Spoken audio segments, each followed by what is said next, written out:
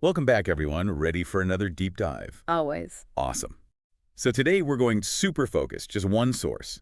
A 1986 issue of The Third Decade. Oh, interesting. Haven't heard of that one. Yeah, it's pretty niche, but man, does it get into some interesting stuff about Lee Harvey Oswald and the JFK assassination. JFK. Well, that's never a dull topic.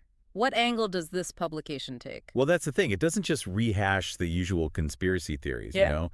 It really digs into Oswald's actions, tries to get at his motivations. Oh, so kind of psychological profile kind of thing. Sort of, yeah. There's this one article, Leftist Lee at Work by Philip Melanson. It really dives into Oswald's involvement with the Fair Play for Cuba Committee in New Orleans. Ah, the FPCC. So we're talking pro-Castro, Cold War tensions, all that. Yeah, all of that. But Melanson goes deeper. He suggests that Oswald might have had, like, a hidden agenda with the FPCC. A hidden agenda, like what? Yeah. Well, he brings up this letter that Oswald wrote to the American Communist Party. In it, Oswald talks about using the FPCC to, and I'm quoting here, foster communist ideals. And he even asks about going underground. Whoa, so he's really playing up the communist angle. But you said there was a hidden agenda? What's Melanson's thinking there? Okay, so picture this. It's the height of the Cold War, right? Fear of communism is everywhere. Right. McCarthyism, the Red Scare, all that. Exactly. Melanson thinks Oswald might have been deliberately trying to make himself look like this, like hardcore communist. To what end? Like, why would he do that? Well, think about it. Oswald was a former Soviet defector. Imagine the impact of him suddenly becoming super public with these communist organizations. Oh, I see. It would totally play into those Cold War fears, create a huge scandal. Right. And it makes you wonder, was Oswald trying to, I don't know, maybe manipulate public opinion somehow? Or even crazier, was he setting some kind of trap? Ooh, that's chilling. So we're thinking maybe Oswald wasn't just a pro-Castro guy. Maybe he was playing a much deeper and much more dangerous game. That's what Melanson seems to be getting at. And honestly, it makes you question everything you thought you knew about Oswald. Absolutely. And it reminds us that all these years later, there are still so many unanswered questions about the JFK assassination. No kidding. Yeah. And get this, the next article in this issue takes things in a whole other direction. Oh, do tell? It's called James Tague Reconsidered by Timothy Coulter. And he goes after a piece of evidence a lot of people just take as fact, that a bystander named James Tague got wounded during the assassination. Right. I remember hearing about that. Wasn't Tague's wound kind of important to the whole single bullet theory? Exactly. The Warren Commission, you know, the ones who investigated the assassination, they concluded one of Oswald's bullets ricocheted and hit Tague in the cheek. And that helped them connect Oswald to the shooting of both Kennedy and Governor Connolly. Exactly. But Krolt, he's like a total skeptic. He goes through Tague's testimony with a fine-tooth comb and finds all these inconsistencies, plus a lack of any real physical evidence. He even questions whether there were even cars stopped where Tague said he was when he got hit. Krolt points to a photo that shows traffic flowing freely under the underpass. So he's saying that Tague might not have even been wounded at all. But if that's true, it totally throws the single bullet theory out the window. Yep. And if that goes, it could unravel the whole official narrative of the assassination. It's like pulling a thread and the whole sweater comes unraveled. Exactly. And this next article, it really gets into this whole questioning the narrative thing. It's called Better Read Than Dead by Miriam Kester. Better Read Than Dead. Okay, that's a catchy title. Right. So it's all about the work of Edward J. Epstein. He's this author who, well, he kind of stirred things up with his take on Oswald. Oh, yeah, Epstein. Didn't he portray Oswald as like this super committed Marxist working for the KGB? Exactly. And he even went a step further, suggested that Oswald might have gone rogue, you know? Yeah. Assassinated JFK on his own without orders from Moscow. Whoa, that's a pretty bold claim.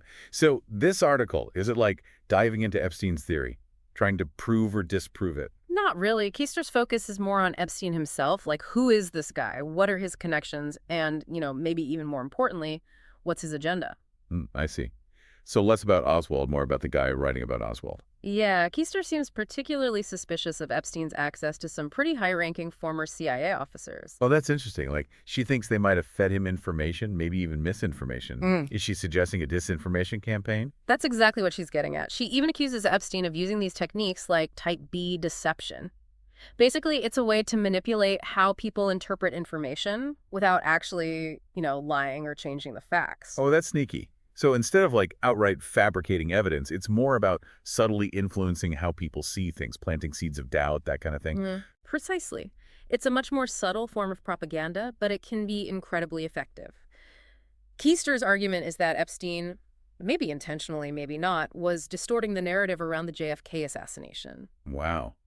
To what end? I mean, if she's right, what would be the point of all this manipulation? Well, she suggests that by portraying Oswald as this lone wolf, rogue KGB agent, it takes the focus off of other possibilities, other people or groups who might have been involved. Oh, wow. So it's like by emphasizing Oswald's communist ties and his supposed motive, it kind of shuts down any other avenues of investigation. Right, and that's what's so fascinating about this issue of the third decade, It really encourages us to think critically, to question everything we think we know. Yeah.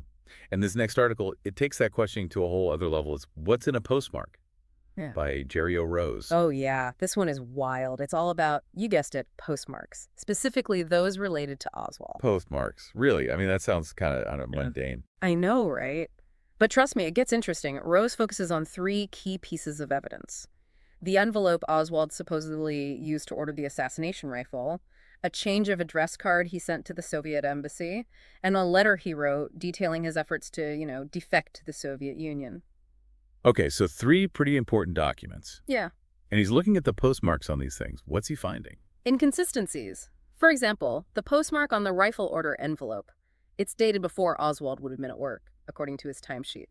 Doesn't add up, right? That is weird.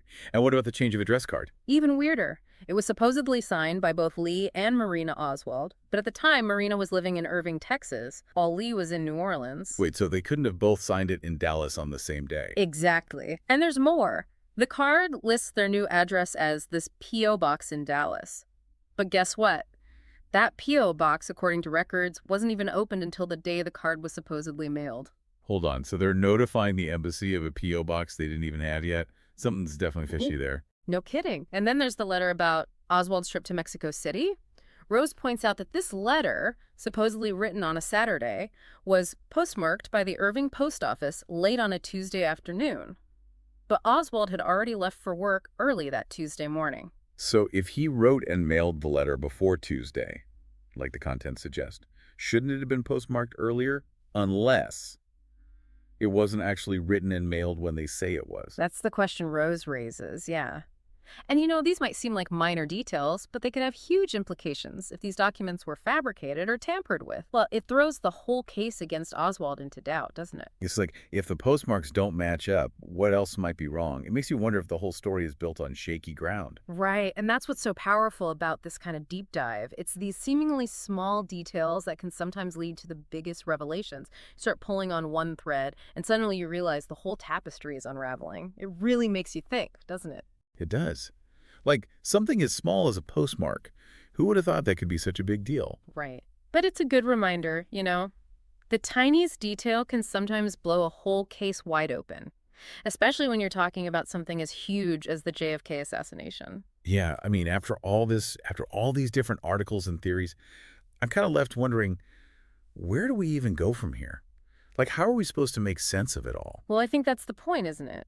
These articles, they're not giving us answers, not really. They're making us ask more questions, making us think critically about the information we're given, about the official narrative. So it's not about finding the one right answer. It's about, like, being skeptical, questioning everything. Exactly, because history, it's rarely black and white. There are always different perspectives, different interpretations, and sometimes it's those inconsistencies, those anomalies, that lead us closer to the truth. Yeah, I guess you're right. I mean, this whole deep dive, it's been a wild ride. I've definitely got more questions now than I did when we started, but... But that's a good thing, right? Yeah. It means we're learning, we're challenging our assumptions. True. And that's what's so fascinating about the JFK assassination, right? Even after all these years, it's still a mystery. There's still so much to uncover. Absolutely. And that's what makes history so compelling. It's a living thing, constantly evolving as new information comes to light, as new perspectives emerge. So what's the takeaway here? If even a little thing like a postmark can be challenged, what else should we be questioning about the official story? That's the million-dollar question. And that's what I love about these kinds of deep dives. They remind us to never stop questioning, never stop searching for the truth, however elusive it may be. Well said. And on that note, I want to thank everyone for joining us on this deep dive into the third decade. Keep those minds curious, and we'll see you next time for another deep dive into history's mysteries.